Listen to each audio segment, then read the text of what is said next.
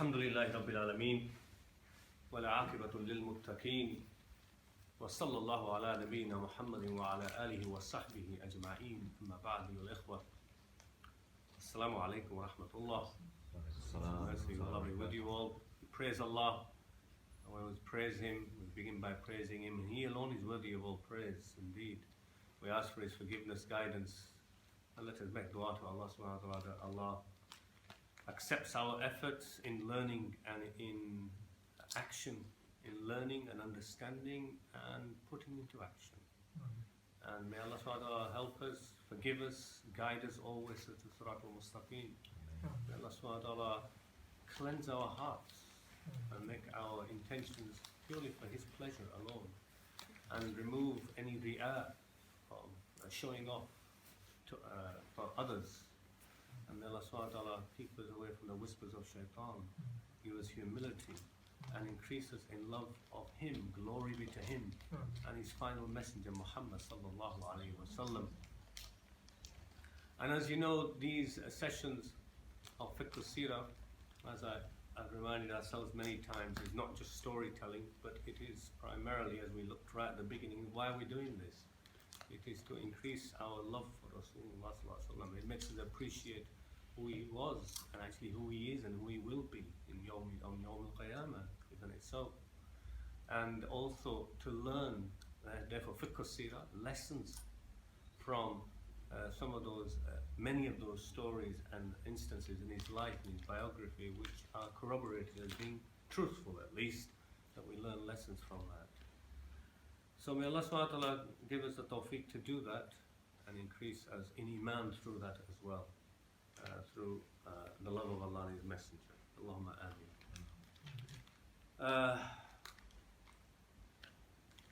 I have to say something before continue with the topic. And I know in the news today, I listened to the radio on 2 or 3 occasions briefly. I don't listen to it for that long. I try and avoid the news actually because of much nonsense on the news, and maybe I'm becoming some sort of ancient relic actually. Sometimes I feel I don't belong here, but anyway, I think actually sometimes you feel like that you don't even belong in the Muslim community, because actually, do we really realize what the Muslim community is like? Because, you know, if we come to a mosque regularly and we're learning about our deen, and our friends are those who are trying to be practicing Muslims, I think really we're in a bit of a bubble. Because I'll tell you the truth is, majority of Muslims do not follow Islam. You know that, I know that. Yeah, and that's not recent. That's been for decades and decades in Muslim countries. Majority hated the Maulanas. Maulanas have no, that's why I call them in India and Pakistan, Maulvi is an insulting word. Oh, Sufi Sahib, oh Maulvi, why is it? Because they look down on them. Religion is, and people make it up as we go along. And it's the same. You know, here is the case as well. And it's not to put a negative thing on it, but also for us to increase our understanding and share the beauty of Islam. Perhaps they didn't. We give them other, perhaps they didn't understand, and they're still in Jahiliyyah, the ignorance of the real message of Islam. And of course, Shaitan then plays his part in grabbing people. We forget Shaitan plays a big part in inducing people towards shahwa and desire and fun and laughter, which all this society is about. Godless society, that's what it's all about. And as long as people are doing that, the society and the system is very happy with those kind of people. And those are weirdos like me who talk about Jannah and paradise. Actually, they count it as somebody who's praying 5 times a day. Oh, he talks about paradise. Oh, he reads the Quran daily. Must be an extremist. Isn't that the kind of tone you get from media now? Yeah? And actually from some, actually not some, many bootlicking Muslims as well. So the majority just go along with the flow. And you see it, if you think that's not the case now, it is actually. But if you think it's not, then just go to a university and see what majority of the Muslim youth, male and female, are doing in their social life. If majority are not drinking and having girlfriends and boyfriends, yeah, then come back and tell me, because I don't think that, I think that is the case. It wasn't far from the case actually when I was at university. Yeah, as I said, I'm a prehistoric monster, or certainly prehistoric monster in some people's eyes. But if that was the case, and I had, those kind of feelings about it then, I know from my children what the situation is now, and even more so down that. So the reality is like that. Anyhow, what I wanted to say, amongst all that, I can't but help mention that therefore it's not surprising. The evil that's going on in Aleppo, and we knew it was going to come, when the evils, and they're all as bad as each other. It's not the Americans have got a glowing history of, human rights, and when they went in, they didn't do what the Russians are doing now, and the Assad regime. Yeah. Same, the Germans, nobody stepped in for the Holocaust because of political reasons again. Now nobody wants to step in, at least now it's getting out more than it was doing in the past. But there's a butchery, rape and pillage going on in today's world. And we hear all these so-called civilized, we're never going to let it happen again under our watch. Don't talk. Don't talk with a forked tongue. The Red Indian terminology, yes, isn't it, for the Americans? A white man speaks with forked tongue. Don't speak with a forked tongue. Because it wasn't long ago. Forget the Holocaust. Don't forget it, of course. That's something to remind us. But Bosnians, what happened to them? UN people were actually standing there watching them being butchered and raped and killed and pillaged, and they just stood there watching. For those of you who remember it, I remember it. And they showed the hypocrisy then, the politicians, as they're showing it now anyway. And of course things are complicated. And we realise that, but the reality is, look how evil people can become. And this is godlessness. Even if you go shouting Allahu Akbar, it is godlessness. Yeah? So I say it for the governments, the regimes, all those butchers who go around, whether they use the word God or no God. Yeah? This is kind of butchery that's going on. May Allah subhanahu wa ta'ala give relief to those who are being persecuted at the hands of the persecutors. We can only make dua, we are helpless in this. But our dua is important, brothers and sisters, is it not? May Allah subhanahu wa ta'ala give them relief, if not in this world, give them shahada for the hereafter, which is everlasting. Yeah? And enter them into gardens underneath which rivers flow. And may Allah subhanahu wa ta'ala will leave the zalimun, the wrongdoers and the perpetrators, the tyrants, yeah, in the hands of Allah subhanahu wa ta'ala. Before Him they have no power. So we leave it to Him, to Allah, to decide what He's going to do with those. And He is the all-knowing and the master of the danger.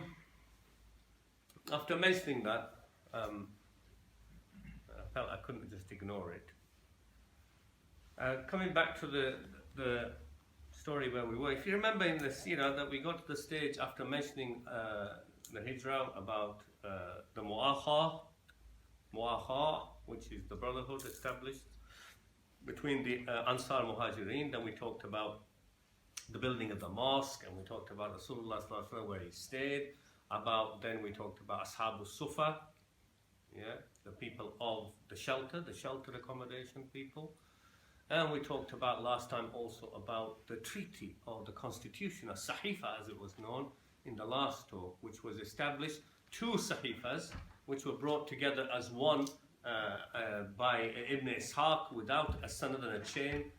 Some people rejected the whole thing, but we said there were plenty of authentic hadith referring to elements of those constitution or rights and duties of the citizens. And there were rights and duties charter drawn between the Prophet ﷺ, the believers, and the Yahud, the three tribes of the Yahud that was there, and a constitution of rights and duties for the Muslims. This was a city being set up like that. Yeah, and we mentioned some of those things. Now, it's important here to talk a little bit about society, and especially when you look at this charter of disbelieving, and mushriks were there in the city as well, by the way. They're not all Muslims when this charter is drawn up. They became citizens of Medina. Don't have this idea, although plenty were Muslims, the whole of Medina, when the charter is being drawn up between the Muslims under Rasulullah's leadership, the whole of Medina is not Muslims. There's mushriks there still. Later on they become, and of course there's munafiqs there, but munafiq appear as Muslims, you see, so, but they're a category who are very dangerous. But of course Yahud are there as well. And in the charter agreement, nowhere do you find that they have to embrace Islam to remain in Medina, otherwise they're going to be chucked out. That's very important to remember. Not just chucked out, otherwise they're going to be killed. Yeah? The charter is citizenship. In fact, we said last time that they were given full freedom to practice their religion according to their Talmud or Torah in their social affairs of family, etc. Yeah, crimes, etc. between them, they were. But the state required allegiance to the state, of course, in defense of the state. No betrayal, because you can't have citizens who actually go out and betray the city that they call their city. Yeah, it's high treason, isn't it? So there were elements of that in the constitution or the agreement, very clear, which you'd expect for a city or a city or a country. Yeah. So those things were there. And why do I say that? Because we need to understand here the issue of allegiance, which has been fogged by and confused many Muslims of present day. And I mentioned it before as well, the whole issue of taking awliya from Yahud and Nasara. Because Allah subhanahu wa ta'ala mentioned in the Quran this. And when He mentioned it, therefore, many scholars, and some great scholars, and I've mentioned some of the Saudi scholars in the past, I believe out of context use those ayats to apply to people like us living in this country. Yeah. Number one, they misinterpreted the word awliya to mean friend. Yeah? Saying to believers, you can't have Christian and Jews as friends. So that's the first mistake, yeah, of translating awliya into, and you'll find it in translations of the Quran. It uses the word friend, but it doesn't mean that. And I mentioned this before as well. And secondly, to put it out of context, because if you look at the ayat, all of them, whether it's talking about taking awliya from Ahlul Kitab, Nasara and Yahud, or from Mushrikeen, the context is very important around the ayat. And it's talking almost always about munafiqeen. And it's talking in a sense of those who are betraying and on the side of those who are at war with you. So they are betraying you, and of course then when you have that scenario, a war is taking place, and some of your citizens who are from Yahud and Nasara, Jews and Christians, or Mushriks, and they're your citizens, yeah? Or you are making alliances with those who are the enemy of the state. That's not going to be accepted, is it? So it's in that context that the ayat came. So don't shift that context to now say in Britain, when a young man or young woman says, am I allowed to have Christians as friends and Jews in the school? That's if you can even call them Christians and Jews nowadays. That's another scenario, isn't it? Yeah? And then to send a blanket ruling, or the Quran says, oh, you who believe, don't take your Christians and Jews as friends, and say, no, you can't. And these are documented questions and answers I've seen and read from decades ago, from famous scholars from Saudi who gave the answer like that. It's terrible, totally out of context. But the other we give them, I give them another. Because they have no idea what it is to live in Britain. They're living in Saudi Arabia, which itself is in a little cocoon. Yeah? But the best way for them would be actually to say, ask the scholars who live in your area. They're best to ask those because they understand the situation that you live in. Yeah? So, it's interesting that as they did with disbelievers, and I don't say some, actually many, but the some took it to an extreme. They took the ayah, for example, to do with disbelievers in general, in Surah At-Tawbah. And Surah At-Tawbah was one of the last surahs to be revealed. Not the last, but one of the last. Yeah. Revealed a year and a half or so, or a bit more than that, when around the time of Abu Bakr as-Siddiq, radiallahu anh, who did the Hajj. Before the Prophet ﷺ did the Hajj. And in that year, At-Tawbah was revealed. And here, they use this verse. They call it Ayatul Sayf. I've mentioned it to you before. The ayah of the sword. Because what does it say in Surah verse number 5? Allah subhanahu wa ta'ala says, فَإِذَا انْسَلَخَ الْأَشْهُرُ الْحُرُمُ فَاقْتُلُوا الْمُشْرِكِينَ حَيْثُ وَجَدتُّمُوهُمْ وَخُذُوهُمْ وَاحْصُرُوهُمْ وَاقْعُدُوا لَهُمْ كُلَّ مَرْصَدٍ فَإِن تَابُوا وَأَقَامُوا الصَّلَاةَ وَآتُوا الزَّكَاةَ فَخَلُّوا سَبِيلَهُمْ إِنَّ اللَّهَ غَفُورٌ رَحِيمٌ. Okay, so Allah subhanahu wa ta'ala in the Quran is saying, and when the sacred months have gone past, then kill those who are mushriks, using it as a general statement. Kill the mushriks, yeah, wherever you may find them, seize them and besiege them and lie in wait for them. Yeah, lie in wait for them. But if they repent and establish prayer and pay zakah, in other words, they become Muslims, obviously, yeah, of course, leave them alone. Of course, leave them alone. So they took this ayah and they said, in this interpretation for the extreme groups, and they still apply it, ISIS and now, they say we have to kill all mushriks and fight all mushriks and all disbelievers. So we need to wage war on India and all disbelievers. And for Ahlul Kitab, they have another ayah I'm going to come to in a minute, but I wanted to mention this one for you. And if you look at it just like that, it is saying that, isn't it? What's it saying? It is saying that. So if you have because don't declare yourself to be an expert of the Quran or claim that by a translation. Many even read even a translation, so yeah, it's saying that.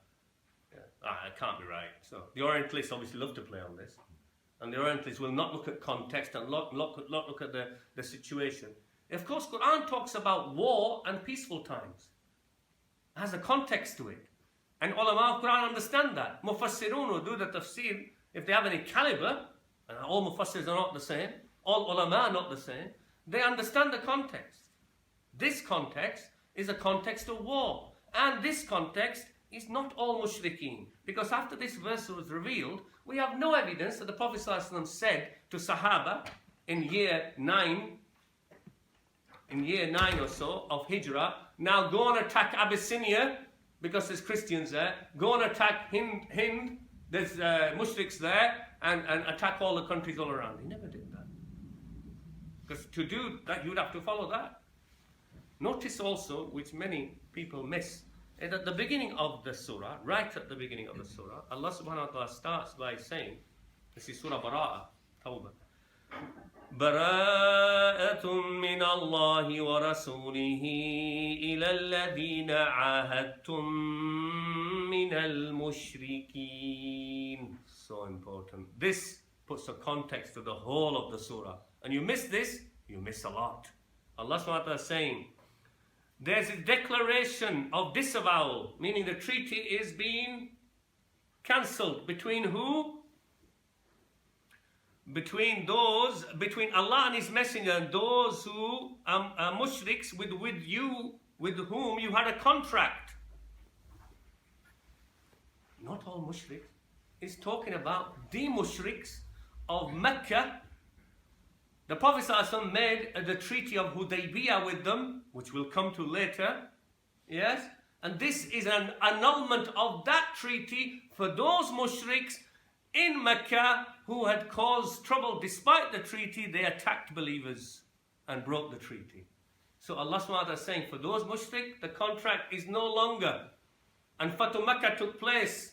So Allah subhanahu wa ta'ala is saying, these trouble causers who are still fighting you, kill them wherever you find them. Now understand ayah number 5, it has a different context. For those who are fighting war with you, even though they're supposed to have a treaty, yeah?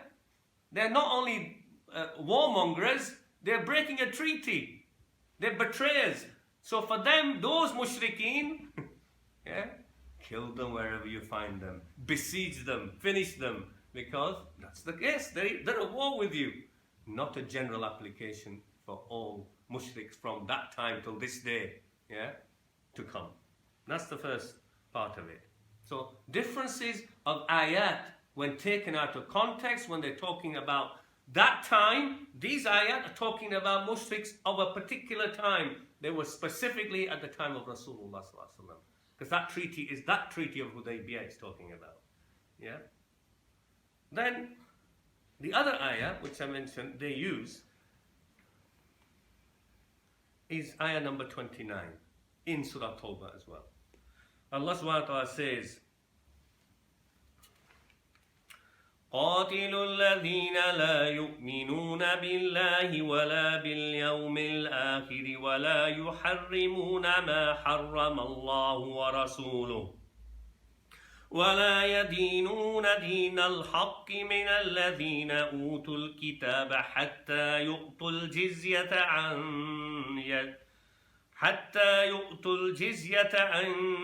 يد وهم صاغرون. Allah subhanahu wa ta'ala is saying, قَاتِلُوا الَّذِينَ. So fight those who don't believe in Allah and the last day and don't make haram what Allah and His Messenger have made haram. وَلَا يَدِينُونَ الدِّينَ الْحَقِّ. And those who do not follow the true religion. Deen al-Haq. مِنَ الَّذِينَ أُوتُوا الْكِتَابِ. From amongst those who have been given the book. So who's it talking about? Christians and Jews. Notice something else. There's a word, little word in there, often missed by people. It says, مِنَ الَّذِينَ أُوتُوا الْكِتَابِ. From. This min means from some of them, from amongst them. Not all of them. مِنَ الَّذِينَ أُوتُوا الْكِتَابِ. That min is very important. From those who have been given the book, Yehud and the Nasara. حَتَّى يُؤْتُوا الْجِزْيَةَ. Until they pay the jizya out of their hand. And they are those who are subdued. Of course, this ayah, fight those, and it gives it itself the indication from those who are Jews and Christians, not all of them. After this ayah coming down, the Prophet ﷺ did not send an army of Sahaba to go and fight the Abyssinians, Najashi. We have no evidence that he did that. Neither did he send an army, military, to the Christians of Najran. There were a Christian community, Christian Jews there. They had a peace treaty with Rasulullah. They weren't told to force to become believers or pay jizya. There's no evidence that Christians of Najran ever paid jizya. However, these ayah were more to do with the people of Tabuk who threatened the boundaries of Rasulullah from the Christians of the Byzantine Empire, and from Mu'tah, also Christian kingdom, which we'll come to later in the story. So the context are those who are at war with you again. They're at war with you. Once they're at war with you and you have to fight, then fight until they submit. And two ways of submission. They become believers, or they say, we submit, we'll not fight you anymore. So they have to pay the jizya and have to keep the peace. You see? So the context is there. But there are those who took this ayah and the previous ayah and said it is mansukh. It is mansukh. You know what mansukh means? Abrogated. It is so... When I studied Nasikh and Mansukh, and it's a very specialist area for in Uloom-ul Qur'an, and Nasikh and Mansukh in the Qur'an, there are quite a few scholars, not the ones who are well rehearsed and great scholars, but there are others who came with this idea of making so much abrogation in the Qur'an, and I was horrified. And one of the books of Nasikh Mansukh is Abu Abdullah ibn Hazm. It is not the Ibn Hazm, by the way, the famous Ibn Hazm of the Radi school, but another Ibn Hazm who wrote a book, and it's very confusing. Sometimes I thought initially it was Ibn Hazm, and it isn't. This Ibn Hazm writes a book on Nasikh al-Mansukh, which Abu Faraj ibn al-Jawzi another great scholar who wrote on Nasikh Mansukh, criticizes. Because in here, he made dozens and dozens, no, over 100 plus ayat of the Quran, he made them abrogated. And you know what kind of ayats he made abrogated? Everywhere, you know, where it says, so turn away from them and leave them alone, meaning the disbelievers or the Christians and Jews if they're not listening to you. Where it says, have sabr. Where it says, be gentle with them. Where it says, do da'wah, udu ila sabili rabbika bil hikmah. Invite unto your Lord with wisdom and hikmah and good, yeah? He says, abrogated, abrogated, abrogated, abrogated. Where it says, yeah? Where it says, na'udhu billah. Anywhere where it's saying, hang sabr with the enemies, with those who disbelieve, when they cause you on an individual level harm, yeah? Return bad with good, yeah? What does he say? Abrogated, abrogated. So by the time he's finished, actually there's no sabr, there's no forgiveness, there's no mercy, there's no good behavior with anybody except killing them. Can you believe that? He's not the only one, by the way. You'll be horrified what you read in history, in classic books. And this is in the classic books, and you see where they get it from now. Yeah. And what does he say? It's abrogated by ayatul sayf, the ayah of the sword. Yeah. So as other ulama said, including my teacher, he said, and they said, they took this ayah of the sword and they cut out most of the Quran with the ayah of the sword. A good analogy, isn't it, what they used? The other ulama who counted them and said, this is ridiculous. You finished most of the Quran away and made it irrelevant. And I found it to be disgraceful. They even abrogated La ikraha fid deen, which is a fundamental principle, isn't it, in Islam? There's no compulsion in religion. Do you believe that they say that's also abrogated? So what's left of Islam? Just tell me. You have no choice, the human race, but to submit to Islam, otherwise we're going to kill you. Who gave that image? We say Orientalists gave that image. No, brothers. We also gave that image. These are our scholars who said this. Some of our scholars. And they're scholars. Yeah, they are scholars. But totally off the mark. I totally disagree and reject. This is batil. This is not acceptable difference of opinion. This is false opinion. The Quran doesn't give that. They have no right to abrogate. Therefore, Nasikh and Mansukh is a very important field. And there are principles on which you can only do abrogation. And abrogation, the best principles by the great ulama was that there has to come from authentic hadith of the Prophet ﷺ saying that there is abrogation here. Not from your mind. And this is all from the mind. Oh, this is abrogated. That's abrogated. I can see anything's abrogated. Yeah? If I don't like the look of it, say, well, it doesn't fit with my opinion. Abrogated. Who said it's abrogated? It's a big thing to say the Quranic ayah is abrogated, isn't it, brothers and sisters? It's a big thing. You're going to be held really seriously responsible. Yeah. So actually, reality is, in Nasikh and Mansukh exists, but it's about 3 or 4 ayat in the Quran. That's the only examples in reality that there is amongst those who are deeply learned in this issue. So, with that background, then I say to you, you look at this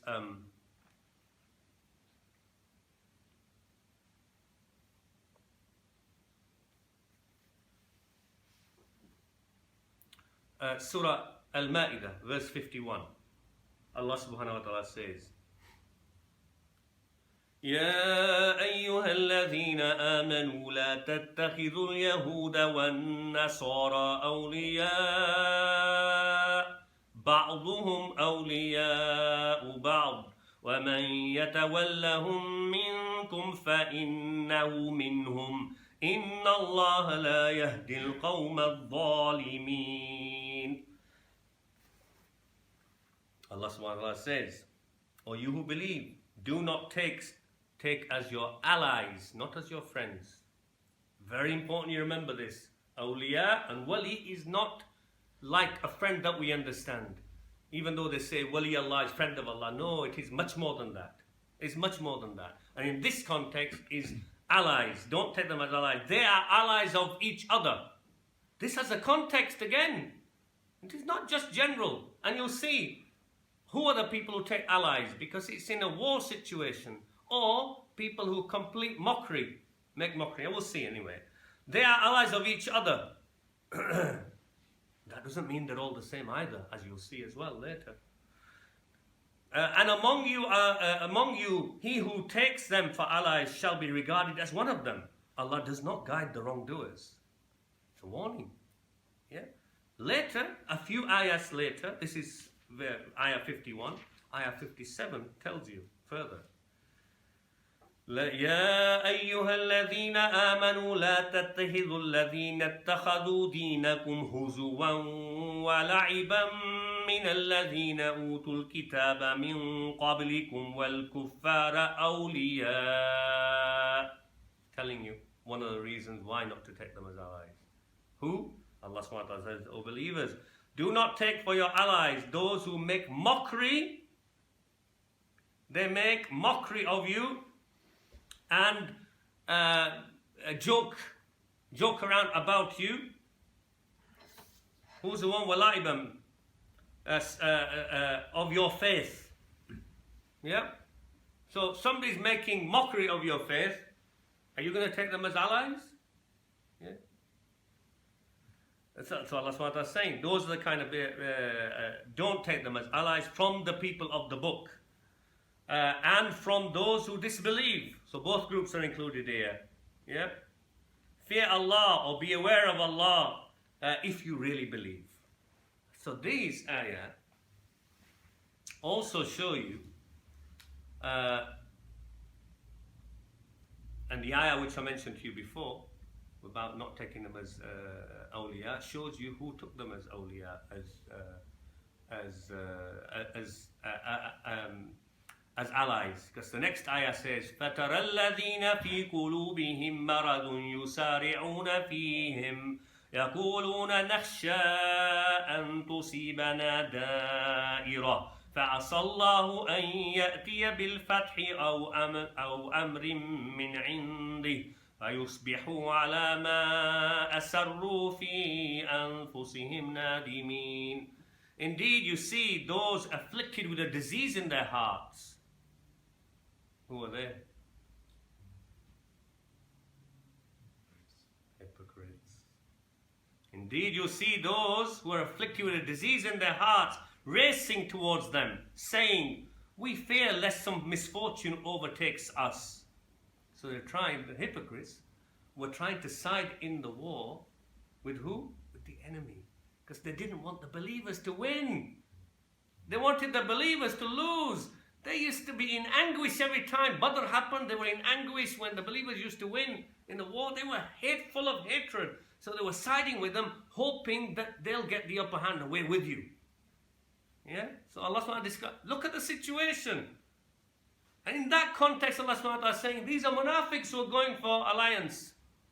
Isn't it? You would be a munafiq like that in the sense, because you don't really want the believers to win in a war situation. You're against your own lot.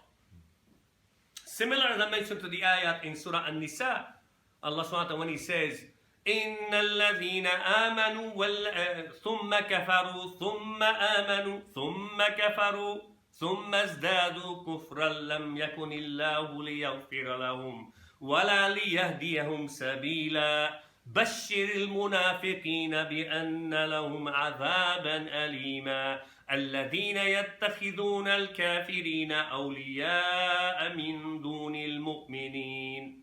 Allah subhanahu wa ta'ala is saying here, those who إن الذين آمنوا, they believe, then they disbelieve, then they believe, then they disbelieve.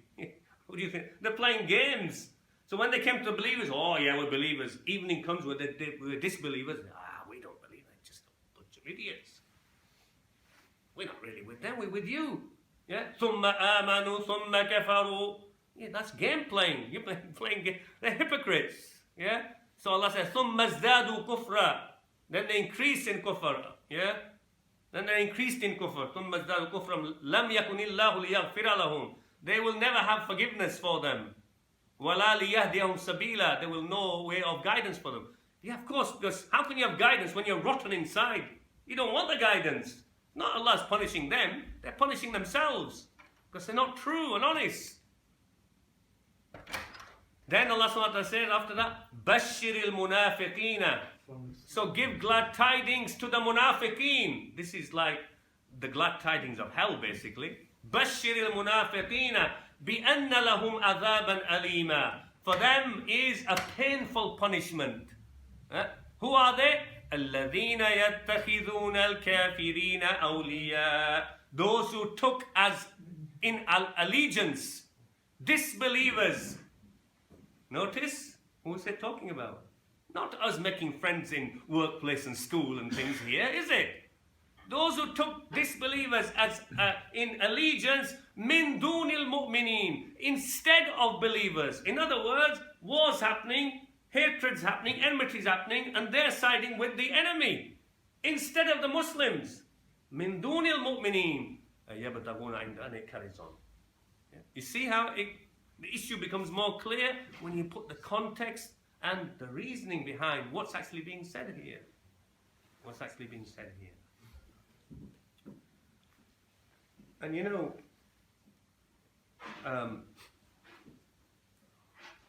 this issue of friendship, and I'll come to this issue of trust as well, is such a big issue. You will be shocked how many imams in this country as well actually believe that you can't really have friends from Christians and Jews and non-Muslims.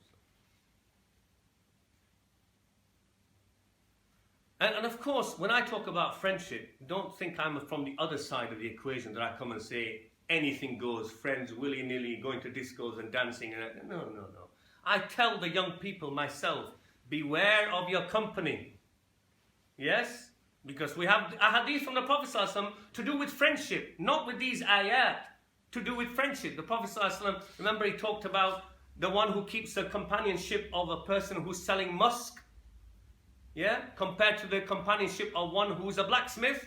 Then the musk will affect you, yeah, because of being in his company. And if you're in the company of the blacksmith, you'll smell of soot.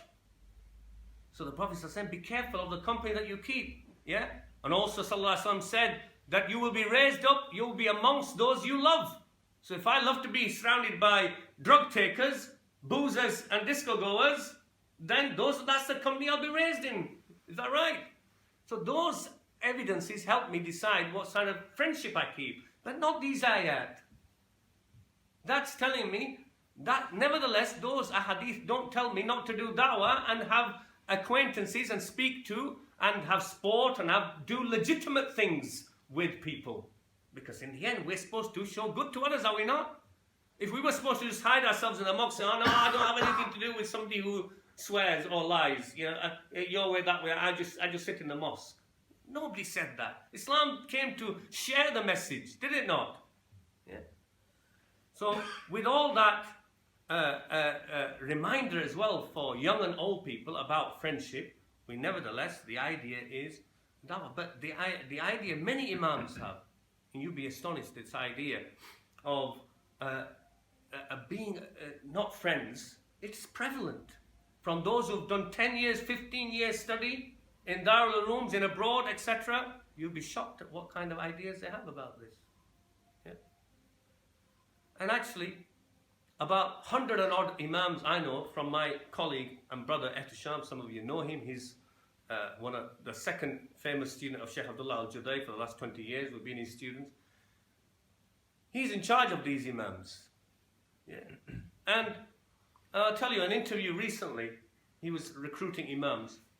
So young imam comes, imam in inverted commas. You know, for me, I've said to you many years, there's imams and there's imams. There's scholars and there's scholars. Yeah?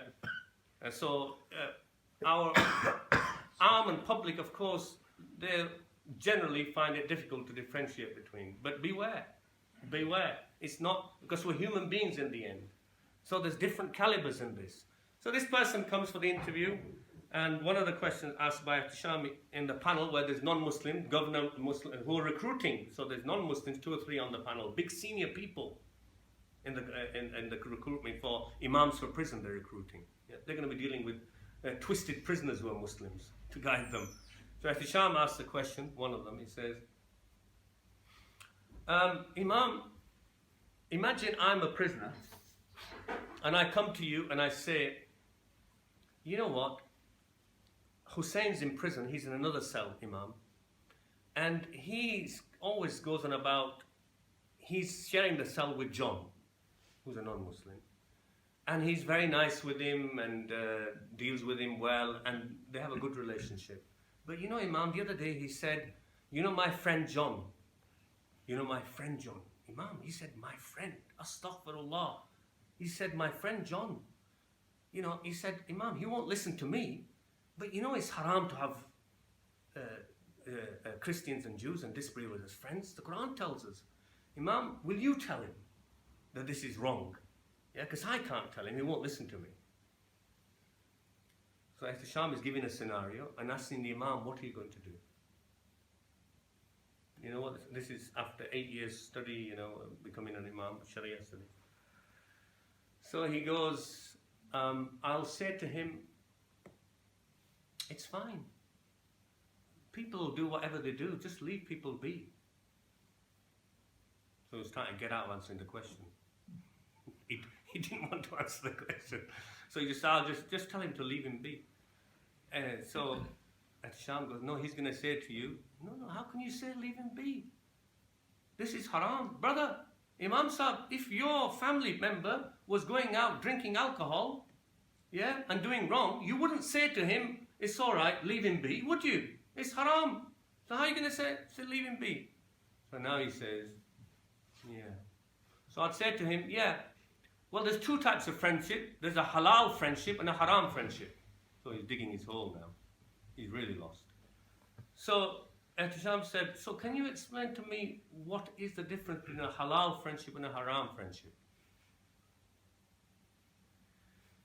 He goes, what did he say? He says, well, a haram friendship is that you're willing to lay down your life for a person. That's a haram friendship. Otherwise, a halal friendship. Just, that was his answer. So he still stuck with the idea. He didn't clarify this awliya business from the Quran. Yeah. Didn't mention anything about da'wah and the fact that the friendship and acquaintance was fine. There was nothing wrong with it. Yeah. He went into a new era of haram and halal friendship, which has no basis in Islam. No scholar ever talked about haram and halal friendship on the basis he was deciding. So this is the kind of person who came with this kind of idea. And I'll tell you, the Imams, majority of them, and they've changed over the last 5 years of deep study and work from Ihtisham, my colleague, with their views. But the Christians and the Jews and those they're working with, they used to say, these people, we say salam to them, they never reply to us. They avoid it. Yeah? And when talking to those Imams, they said, yeah, we try and be civil with them, but we don't trust them. We don't trust them because you're not allowed to trust Christians and Jews, are you, in Islam? Where does that come? Where does that come from? You're not allowed to trust. So this whole issue of trust and the issue of salam they brought. Trust. You're not allowed to trust. Who said you're not allowed to trust? The fundamental principle of humanity is you begin a relationship on the basis of trust. If you're not allowed to trust Christians and Jews, why did Allah allow in the Quran for believing men, Muslims, to marry Christians and Jewish women? Isn't that the most trusting of relationships? Or does he marry the Christian woman and Jewish and say, I don't trust her though? Give me a break. Where did you get it from? You have to apply it. Generally, if you're going to come out with nonsense like that, we can't trust them. Okay? We can't trust them. Forget Christians and Jews. The Prophet ﷺ, we've had it already in the Seerah. Abu Talib, was he a Christian and Jew? Loudly. Was he? He was mushrik. Which is better, Christian Jew or mushrik? Christian Jew, no doubt about it. Okay? Did the Prophet ﷺ trust him? Yeah. Subhanallah. He's the main protector. Okay? Him, others, Abbas.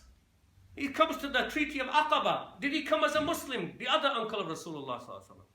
When he came to say to the Ansar, be careful, you're giving your promises, you're going to look after him. Did the Prophet ﷺ trust him? He was still mushrik.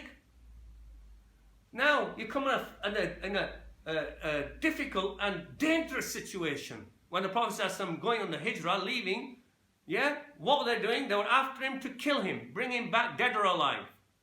In that situation, who was the guide of Abu Bakr and the Prophet ﷺ? His name was Abdullah ibn Urqut. Remember? Yeah? What was he? Believer? Christian? Jew? He was mushrik. Did the Prophet ﷺ and Abu Bakr trust him? Did they? It's a bit obvious, isn't it? Yeah, by the way, you are our guide. You're going to make us escape from the hands of the other mushriks. You are mushrik as well. Actually, he had a treaty with some of the mushrik and he broke it. The people who broke the siege on the Prophet ﷺ, Abu Talib and his family for 3 years when they were isolated, the people who worked to break that and annul that boycott were mushriks. The Prophet ﷺ remembered Abu Bakhtari till later on in time, to the extent of in Battle of Badr, etc. He told the believers, don't fight and kill Abu Bakhtari, because of what he did for us when he was mushrik. So much evidence against them. I'll tell you something. Subhanallah. Look what the Quran says. Allah subhanahu wa ta'ala says, A'udhu billahi minash shaitanir rajeem. In Surah number 3, verse 75, Allah subhanahu wa ta'ala says, وَمِنْ أَهْلِ الْكِتَابِ مَنْ إِن تَأْمَنْهُ بِقِنْطَارٍ يُؤَدِّهِ إِلَيْكَ وَمِنْهُمْ مَنْ إِن تَأْمَنْهُ بِدِينَارٍ لَا يُؤَدِّهِ إِلَيْكَ إِلَّا مَا دُمْتَ عَلَيْهِ قَائِمًا ذلك بأنهم قالوا ليس علينا في الأميين سبيل ويقولون على الله الكذب وهم يعلمون بلى من أوفى بعهده واتقى فإن الله يحب المتقين. Allah subhanahu wa ta'ala says, there are amongst people of the book those whom, if you entrust them with a treasure, mountain, treasure of gold, they will return it to you. يُؤَدِّيهِ إِلَيْكَ. What does that mean?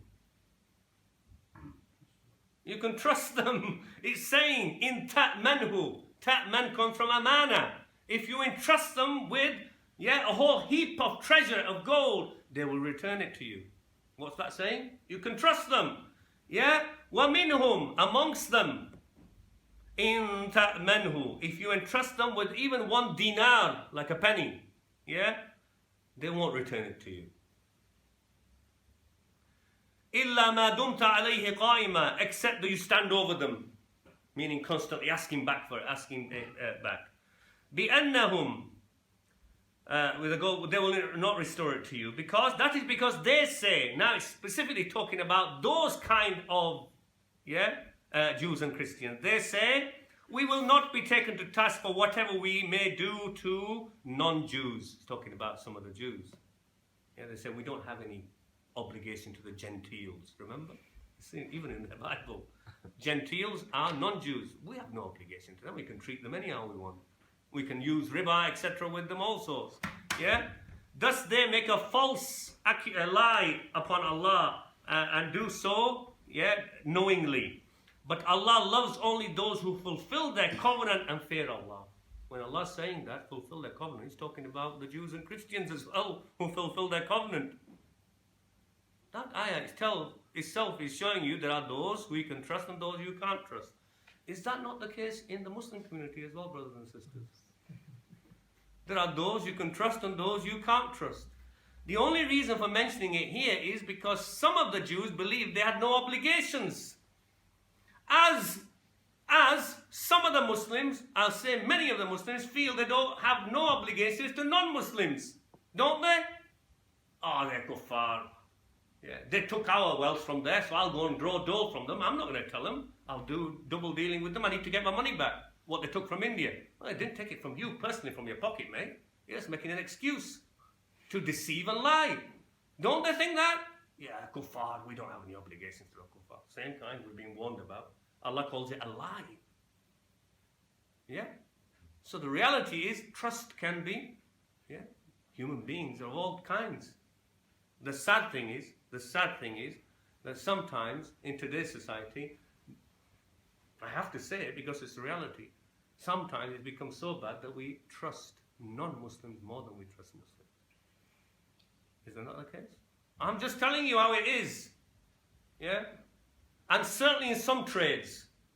Yeah? If you have a joiner and a plumber, yeah, and I know it's not especially a trade that Muslim Pakistanis, etc. go into. Yeah, thank God they don't. They're not very good at it, most of them. Actually, it's well known amongst the Asian community, even that Sikhs are the ones who are experts. So they rather get a Sikh plumber and a joiner than a Pakistani Muslim one. Is that right or not? I'm coming from the same community. I know what I'm talking about in this regard. Okay?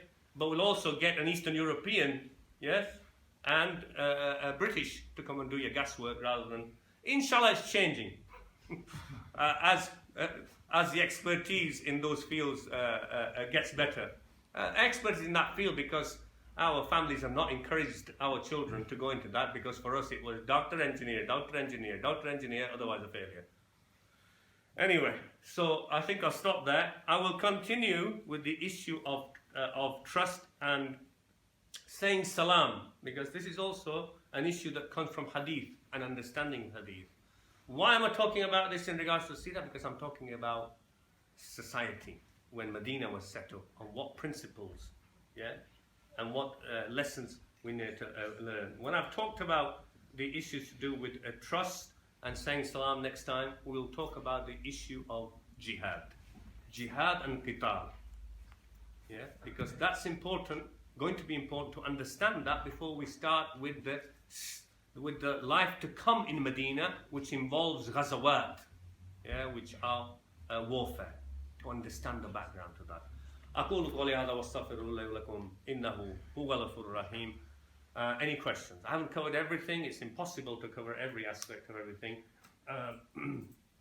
Remind me next time, there's something I'd like to cover about a few hadith in Sahih Muslim to do with Christians and Jews as well on the Day of Judgment, which is a very important topic. And because it's in Sahih Muslim, I want to cover it. Why I say to you that for the armed public, I do not encourage them to go and read Bukhari and Muslim, because you'll become confused. And I'll show you why from some of these hadith. What kind of mess you can get, because they are really compilations for ulama and for scholars to study and look at. Any questions on what we've covered today, briefly, before we have the adhan? With regards to obviously the Quran, alhamdulillah, there are translations, and the issue always becomes one of obviously reading a translation that you can derive guidance from, but yet also translations where one needs to seek guidance of others to help you to interpret. Yeah. Which is the best way to look at it in a very simple... I know I'm being simplistic, it's complex. Very briefly. The Quran, when it comes to just general statements to do with believe and be good, and which is majority of the Quran, about Jannah for those who are good, hellfire for those who are, majority of the Quran is like that. Anytime it goes into rules and regulations, beware, they're not for you to derive. Neither from translation, even if you understand Arabic, they're not for you to derive unless you have the background of Usool, of jurisprudence, and you studied Uloom-ul Qur'an, etc., etc., etc. But even for the public to look at translations of the Quran, there are translations and translations. But I say to you, one of the most disliked translation that I've found over the years, most disliked, I'm telling you very strongly, is a translation called the Noble Quran. I call it the bracket Quran, because everywhere it has brackets. And in those brackets, some of the translations of the ayat are far off the mark, and ugly actually, because they are some of the Saudi scholars put their very harsh interpretations and made them as though that's what the Quran is saying, but got away with it by putting a bracket around it. So if anybody reads it, some of the ayahs give a very ugly picture, which is not the picture of Islam and the Quran. So that's the one I'd say beware of. Otherwise, generally, the ones to do with Mahmoud Pickthall and Abdullah Yusuf Ali, even though it's Old English, it's all right. It's all right to approach that.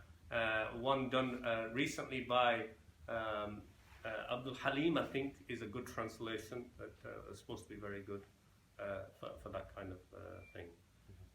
That's what I would say briefly. Beware of translations. How often can I say that? Well, after that one, alhamdulillah, rabbil alameen.